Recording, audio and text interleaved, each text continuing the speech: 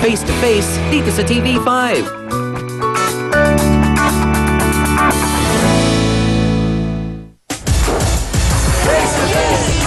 Natural lamang na ang mga magkakapatid ay nagkakaroon ng awayan, alitan, habang sila ay lumalaki. Pero meron na pong edad kung saan parang dapat ay medyo na-settle na ito, na pag-usapan, Ate Marites, kumbaga natuldukan kahit paano, at hindi na umabot para ganitong edad, ito pa rin po yung bit-bit ninyo, ito pa rin yung sumbatan ninyo sa isa't isa. Hanggang ngayon, Bakit po? hanggang ngayon, hanggang sa namatay mga magulang namin, sinasabi niya na lamang ako sa hatian. Kumbaga kasi, alam niyo po ba yung property nakuha namin dahil sa tatay namin. Okay. Na kinalagayan niyang tatay niya. Bakit Tatay hindi ko ba naman niya talaga tatay yun? Hindi mo tatay yun. Tatay ko yun. Una ko pang tagin tatay bago mo tagin tatay. Isa pa yan sa dinadahilan ko sa'yo. Pagka uwi si daddy, anong ginagawa mo? Inaagaw mo ang atensyon. Hindi ko Naalala mo inaagaw, nung sa airport, inaayawan ka, naalala mo sa airport, tatagyan ka. nag-iiyak ako nung umalis. Ano sabi mo sa akin? Dapat ka lang umiyak kasi hindi ka mahal ni daddy. Tama ba yung Tama naman sabihin yun. mo? Hanggang Kita ngayon mo? ba naman sa anak? Negative ginagawa na mo pa negative rin? ang attitude mo. Hindi ho ba kayo nag-aalala, Aling Marites at Aling Leticia, na ito pong problema ninyo ay umabot na hanggang sa mga anak po ninyo? Na eto na ang nangyayari Kapabayaan ngayon. na yun. Pareho po Kapabayaan kayong may problema doon.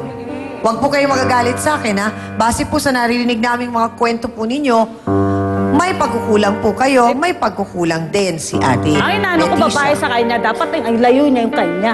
Kahit ano pa man ang gawin ko dito sa lalaking to, matanda na to eh. Ayun na nga Matanda po na eh. yung anak ko Matanda nga po yung sa inyo. So dapat yung Kaya matanda dapat po ilayo niya yung kanya. ang gumagabay po sa bata. Walang mawawala sa anak ko. Laki yun, hindi mabubuntis yun. Ang problema sa kanya mabubuntis. Kaya dapat bantayan niya yung sa kanya. Aling Marites, Ate Bantayan Marites, pareho pong talo ang mga bata pag Pareho nga nagkaganon po. yun. Sa tingin mo kasi ako ang mali. Talaga ikaw. Oo, na granted na. Lagi ka naman panalo pag ako nagbabakambaba, di ba? Ngayon Oh, nakikita mo. nagpapakumbaba na. Sinabi Makikita na mo. siya na ang mali. Ito, O nadihado ano na pa ang anak gusto ko, hindi mo? mo na ako kontento. Ano pa ang gusto mo? Nadihado na Ate anak ko. Marites. Ano nga yung gusto mong gawin? Pero alam niyo po na noon pa yung Bilang ina. Alam niyo noon pa yung relasyon, di ba? Nanay ako. Magkapalitan ng sitwasyon, iyong babae, akin ang lalaki. Aalagaan ko Hindi yun nga ako yun ang babae. punto eh. Hindi yun ang Ano punto ang kung kaalagaan? kanino ang babae o kung kanino ang lalaki. Hindi yun ang punto. Ang problema po ay may relasyon sila at yun ang dapat tugunan.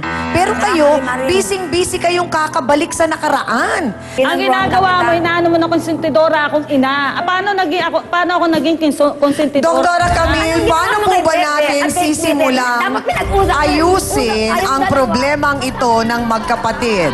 Una-una, Chang, alam mo, napakahirap talaga pag adults na yung sinasabing hanggang ngayon may sibling rivalry pa.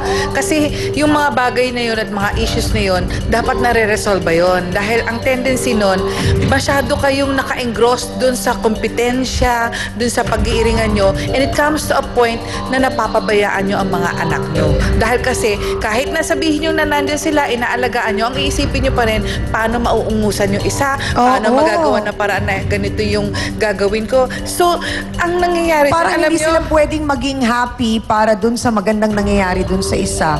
Or totoo dun sa yun isa. siya. So, ang tendency, alam nyo, na-stress out kayo sa sarili nyong kagagawan. Napakahirap nito eh. Dahil, much as gusto namin kayong tulungan, unang-una, ano kayo eh, may mga edad na kayo, napakahirap na may mag-mediate pa dyan. The only way na iisipin nyo, kung marirealize nyo, meron bang nagawang kabutihan ang bawat isa noong mga panahon na bata kayo. Doon kayo mag-umpisang magbilang. Kung merong tayong kindness list or i-document natin kung merong mabuting nagawa si Aling Leticia kay Marites at kay Marites kay Leticia, doon tayo mag-umpisa. Kasi puro negative lahat ang hina-harbor nyo.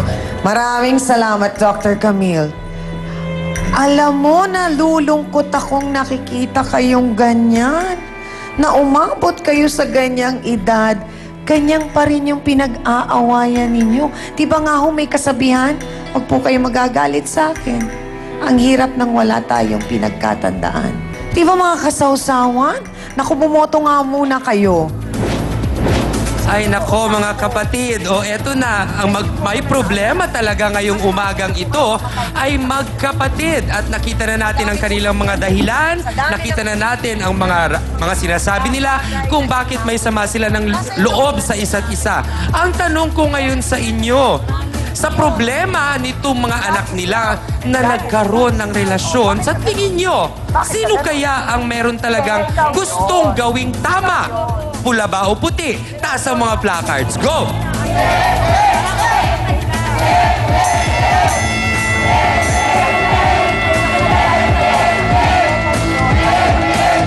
Malinaw na malinaw dyan sa inyong mga bahay na ang nakataas ay puti.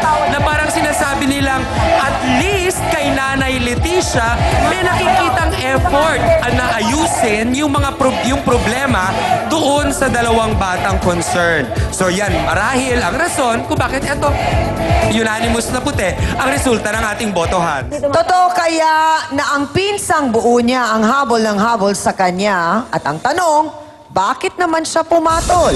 Ang sabi nga ni Ate Marites, wala namang mawawala sa kanya dahil siya ang lalaki. Narito po, si Peter Rico Felipe. Pasok!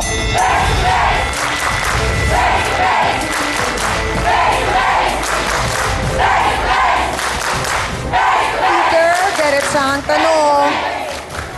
Totoo ba na may relasyon kayo ni Garlet? Nagkaroon po. Nagkaroon? Paanong nagkaroon ng relasyon? Nag-umpisa lang din po yun nung binibiro ko siya na ano kaya, ligaw nga kita, ginaganon ko. Pero alam niyo naman na magpinsang kayo. Oo, alam po. Okay. Pero parang kahit na biro, hindi siya magandang biro. At ikaw yung mas may edad. Opo. Okay. So dapat ikaw ang nagkagabay sa kanya. Okay. So paano naging Pero ganun? dumating po yung time na hanggang sa nagiinuman kami ng mga tropa ko, sumasama siya. Ang nangyari ko kasi, nung medyo groggy na rin, nung tinanong ko siya ng anak kung ganun ba, kung pumayag siya na, sabi niya okay lang na mag-something nga daw. So ikaw ang nagtanong sa kanya. So ikaw ang nagsimula, hindi si Garlet. Lalaki yun, dapat ikaw ang may ano, dapat ikaw ang magdala, pangaralan mo yung pinsan ng babae. Nagpakita ng motibo. Nagpakita ng motibo yung bata. Ang sinasabi ng ating kasawsawan dito sa puti, ikaw daw ang lalaki, Peter. So ikaw daw ang dapat nagpangaral. Kahit magubad yung pinsan mo, pangaralan mo dapat. Ha? Kasi nakakatanda ka eh, pinsan mo yan eh. Kahit Bakit ka ba magubad sa harap mo. naiingit ka ba? Kahit, Ha? hindi ako nainggit. Peter, sandali Teka lang, lang, sandali lang. Ang punto kasi dito, Peter, ang sinasabi kasi, ang inaasahan bilang ikaw ang nakakatanda, ikaw dapat ang nagpangaral kay Garlet. Or hindi magbiro na ganon, dapat hindi. Kasi klaro sa'yo eh, kung mag-ano kayo eh. Mag-ano ba kayo? Magpinsan. Magpinsan. Mahirap bang unawain yon? Kung anong blood relation meron kayo? Hindi naman. Okay. So bakit kailangan mong yayain siya ng something-something? So ibig sabihin, ikaw ang may problema. Ikaw ang may curiosity. Na nagkataon lang, na tinanong mo siya, at parang umokay lang siya. At saka ilang taon lang yung babae at ilang taon ka. Doon tayo sa level ng mas matanda ka. So, you are expected na mas alam mo dapat. 17 siya, ilang taon ka nun? Ano? 20. 20 ka nun. 17 Ito na siya. yun, ito, 20. Kaya nga. So, anong expected sa'yo bilang 20? Kuya ka nga, di ba? Kuya ka, you're supposed to protect her. Pinsan ka niya. Ang dami nun, Peter. Bakit nakalimutan mong lahat yon? Dahil sa alak? Dahil sa something-something? So lumalabas, mahal mo ba ang pinsan mo? Minahal ko rin. Minahal ko pero hindi bilang pinsan. Minahal mo pero hindi bilang Patuhin kita pinsan. yan. Ang panig naman ng babaeng sinasabing naghahabol ang ating mapapakinggan. Kaya pakaabagan nyo. Dito lang sa...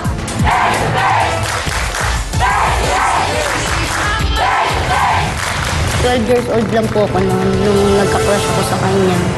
Then, nung 16 years old kami, naging close kami. As tropa, nagiinuman. Inalok ka ba niya? Opo. Ng ano? Facebook sausawa na mga kapatid. Euro Kobashi. Good morning, Chang Ami. Ang sarap po talagang manood ng face-to-face. Every morning po kaming nanonood ng programa nyo. Pakigreet nyo naman po, Chang, ang mga mababait na taga-subaybay ninyo dito sa Barangay Hadumanan, dito sa Bacolod at sa Princess ko na sumasayaw habang kinakanta ang face-to-face song. Sana po ay madalaw nyo rin kami dito sa Bacolod.